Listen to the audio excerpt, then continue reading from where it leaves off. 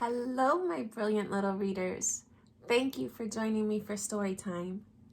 It is February, and February is Black History Month. In February, we emphasize Black history, but we celebrate and learn about Black history all year because Black history is world history, and Black history is all of our history. Today we have a story called Young Harriet Tubman, Freedom Fighter.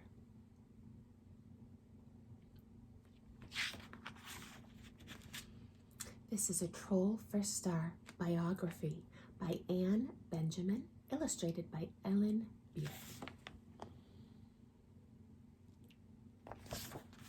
Ready to read? Okay, let's do it.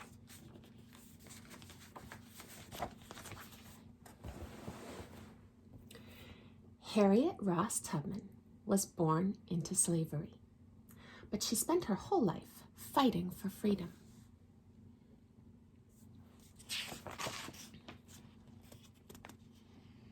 There are no slaves in America now, but when Harriet was born, around 1820, slaves worked on big southern farms called plantations. They worked in the hot sun from dawn to dusk. It was hard, terrible work.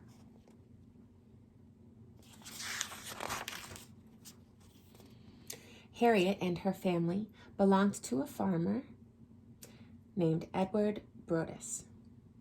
They lived in a one-room shack on his land. It had no windows or furniture. Harriet and her family slept on rags on the dirt floor.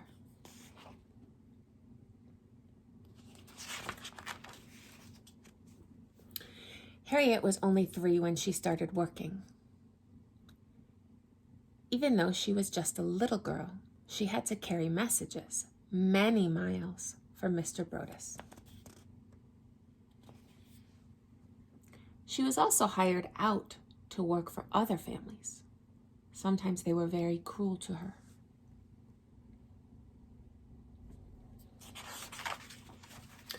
When she was 9 years old, Harriet cleaned houses and took care of babies. It was hard work for a little girl. Harriet did not complain. She did not want Mr. Brodess to sell her to another.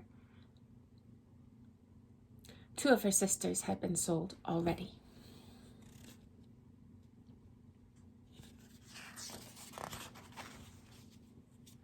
After dark, the slaves got together to talk about freedom. They told stories about Moses, the man who led his people out of slavery, and they spoke about the Underground Railroad, which took slaves to freedom in the North.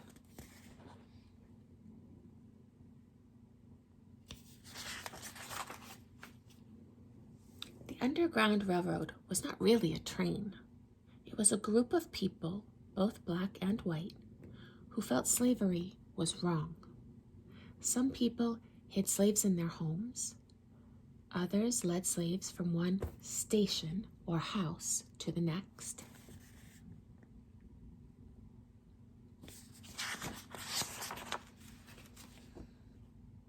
Harriet loved to listen to these stories. One day she promised herself she would take the Underground Railroad to freedom.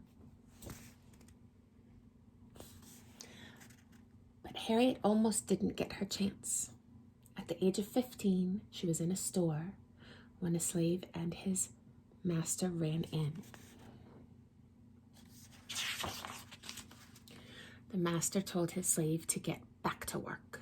The slave refused. His master was so angry, he threw a heavy iron weight at him, but the weight hit Harriet in the head instead.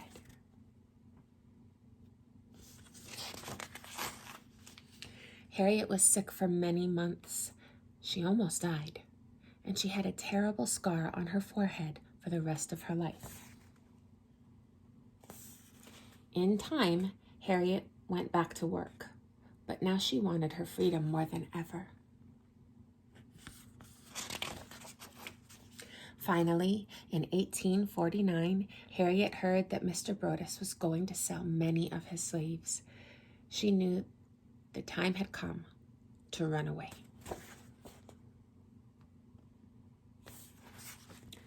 During the day, Harriet hid in people's houses. She knew Mr. Brodess was looking for her.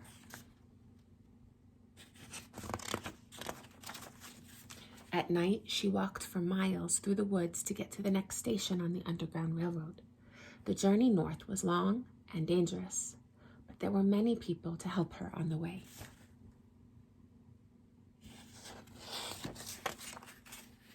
At last, Harriet reached Pennsylvania. There was no slavery there. Harriet was free.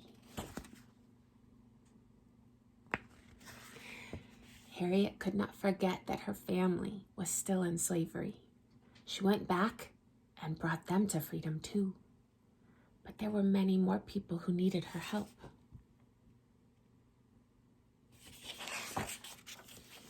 Harriet helped over 300 enslaved people escape on the Underground Railroad. The slaves called her Moses. They loved this brave woman very much. The slave owners hated her.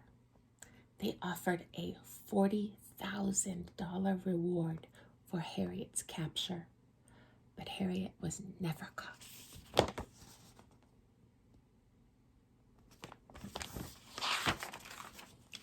During the Civil War, Harriet worked as a spy for the Northern Army. She helped many more enslaved people escape to freedom.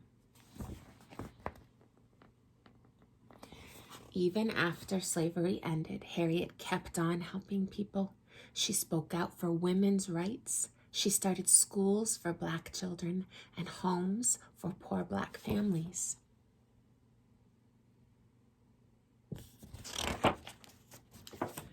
When Harriet died at age 93, she was given a military funeral.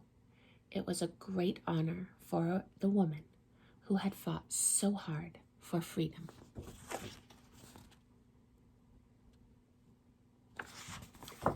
The end. I hope you enjoyed our story about a true hero.